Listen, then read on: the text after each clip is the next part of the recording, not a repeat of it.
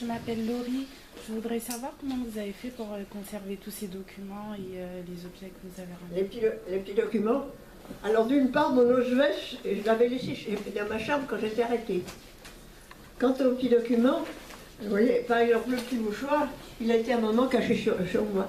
Et les petits objets, vous pensez bien qu'ils auraient été remontés sous cette forme-là, vous pouvez les regarder. Mais chacun individuellement était caché. On les a montés pour que vous puissiez... Regardez, en particulier, là où le numéro est celui de ma mère. J'en ai fait beaucoup, mais je les ai donnés à mes camarades. Et j'ai gardé le mien, celui de ma mère.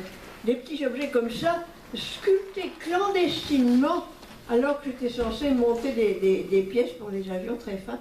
Il fallait faire très attention, parce que dans les ateliers Siemens, il y avait les contremaîtres qui étaient pas trop agréables, mais surtout, du matin au soir, il y avait une femme SS avec son chien qui circulait, et si on avait l'air de traîner un peu sur le travail, elle nous battait comme ça devant nous.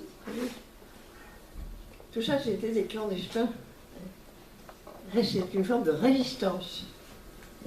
Et là je suis très fière d'avoir pu en ramener quelques-uns. C'est assez exceptionnel, cette histoire-là. Le chapelet a été donné à ma mère. Il est fabriqué dans du fil électrique de Siemens.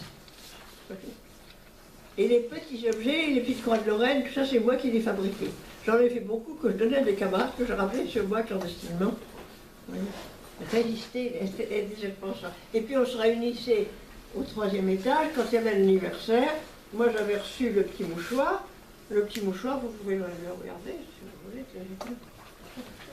Vous voyez, celle qui l'a sorti a pris des risques énormes, ça a l'air de rien. Ça a l'air de rien, mais voyez, faire ça clandestinement montrait qu'on était des responsables. Voilà un peu comment. Alors ça, les objets.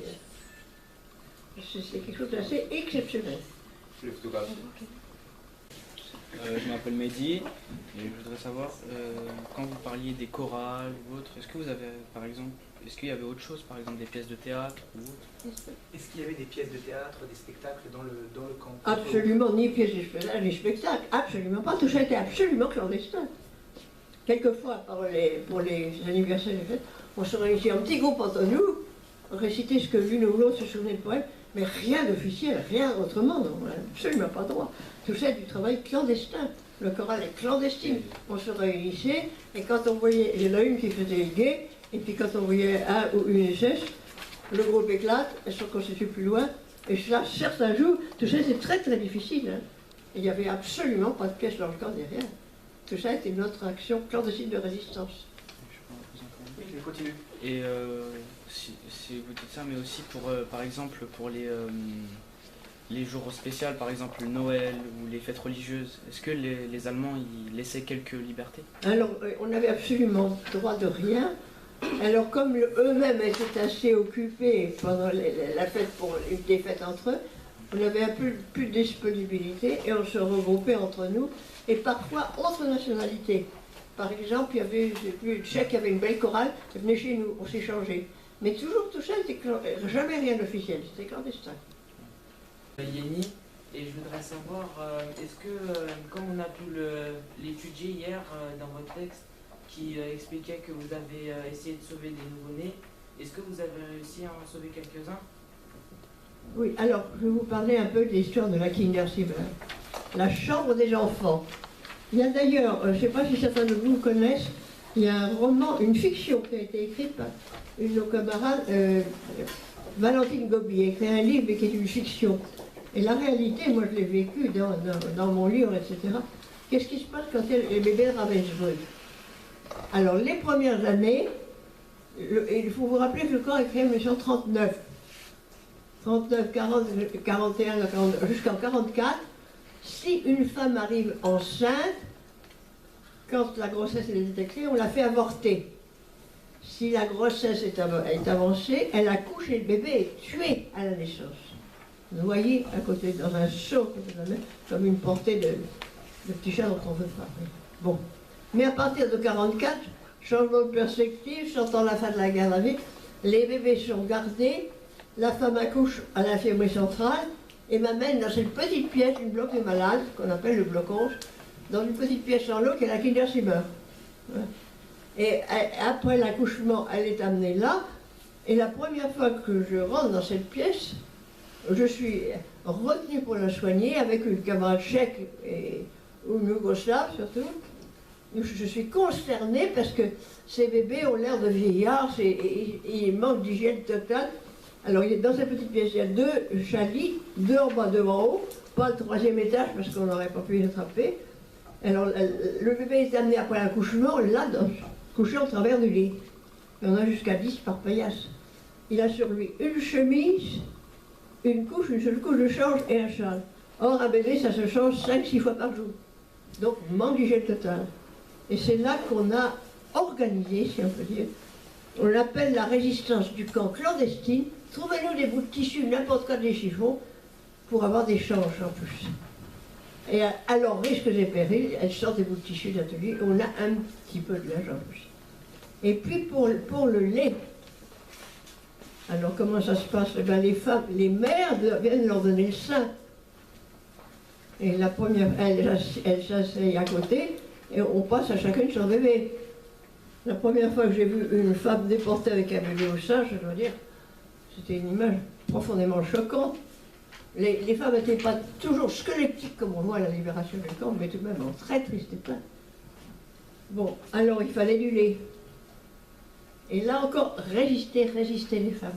On savait qu'à l'infirmerie centrale, il y avait une grosse infirmière SS qui avait un placard avec du lait en poudre envoyé par la Croix-Rouge. Et à force de la tanner, on a réussi à aller chercher tous les jours un pot de lait en poudre qu'on ramenait dans la petite pièce, la Kindersimer, et j'avais amené 2 biberons avec.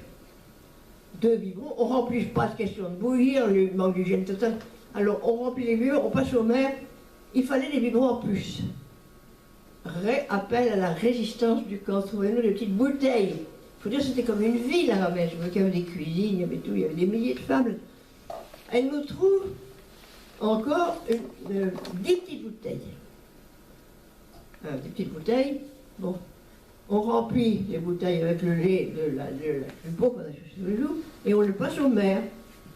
Mais évidemment, faire boire un nouveau-né à Albubec, ça ne marche pas très bien, il faut des tétines. Des tétines, vous savez, si vous avez des petits frères et sœurs, vous voyez, comme un bébé, c'est tout ça. Il faut trouver des tétines. Écoute, génie, vraiment, il y a une de nos camarades qui travaille à l'infirmerie centrale, auprès du docteur Trett. Le docteur Trett, c'est un grand médecin SS qui domine sur le dos. Elle attend qu'il soit sorti, elle rentre dans son bureau, et elle lui vole sa paire de gants de caoutchouc. Et dans les 10 doigts des gants de caoutchouc du médecin-chef, on a taillé des tétines. C'était pas grand-chose, mais c'était beaucoup mieux déjà. Voilà comment les femmes sont battues, s'il faut se connaître. On est écrasés, mais on se bat, on essaie de survivre. Et malheureusement, presque tout meurt de froid, de faim, d'infection, etc. Survivants, quelques survivants. Alors, il y avait les nationalités. J'ai le livre des naissances, hein, moi je pourrais vous le montrer. Moi, tout ce que je vous raconte, j'ai toujours la preuve derrière. Hein. Donc, livre des naissances, oui. Il y a la liste, par exemple, pour les petits Français. 21 petits Français qui sont nés. 3 survivants. Alors, comment ils ont survécu? Il y en a 2, Sylvie et Guy, qui sont nés dans les derniers jours du camp. Alors, ils étaient sauvés, ils ont été cachés au moment où le camp commençait à être libéré. Mais le cas le plus étonnant, c'est Jean-Claude, né en novembre 1944, parmi les plus vieux. Comment est-ce que ce bébé a survécu? Alors, qu'est-ce qui se passe? Eh bien, quand sa maman n'a plus de lait, c'est une femme dont le bébé était mort, mais qui avait encore du lait qu'il a pris au sein. Vous voyez l'entraide des femmes, l'histoire sur les... Eh bien, Jean-Claude a tété une mère cigane. Voilà, je répète, quelquefois, quand on persécute un peu les ciganes, je rappelle la mère cigane qui a sauvé Jean-Claude, vous voyez. Des histoires comme ça, il faut connaître. Alors ensuite, elle a été travaillée, et un petit groupe de 6 femmes, dans un commando extérieur, qui était lié au camp, bien sûr, mais un petit peu moins dur. Et ils ont eu un contact avec des prisonniers de guerre un peu plus loin, qui ont pu leur passer un peu de l'âge et de lui en poudre. Mais sur les 6 bébés, 4 Polonais, un Belge, petit Français, ont survécu Jean-Claude le petit Français et un petit Polonais. Les autres sont morts. la mortalité est énorme, presque totale. Et puis Jean-Claude, après, c'était une libération avec sa mère, ils ont fait tout un circuit extraordinaire pour rentrer jusqu'en France. Et actuellement, il est grand-père, je peux le voir évidemment. Il pourrait venir bavarder avec vous aussi, Jean-Claude. Voilà, des histoires de sauvetage. Et en cours de route, je vais vous montrer l'aspect inventif des femmes qui n'ont rien. Ça, c'est assez extraordinaire. Voilà.